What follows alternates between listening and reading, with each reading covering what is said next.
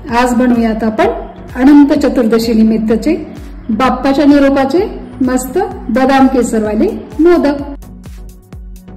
आपण कढईत एक अर्धी पळी तूप टाकून घेतलंय। आता हे अर्धी वाटी रवा, एक थोडंसं अजून तूप, मस्त 50% भाजून निघालाय। आता हे डेसिकेटेड कोकोनट टाकून घेऊ, बदाम सिरप टाकून घेऊ।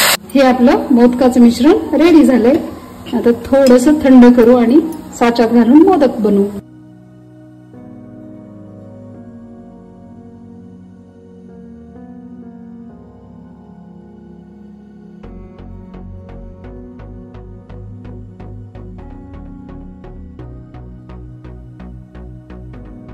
तयार आहेत आपले बदाम केशरवाले मोदक। चला मग तुम्ही पण ट्राय करा, कमेंट मध्ये मला नक्की सांगा।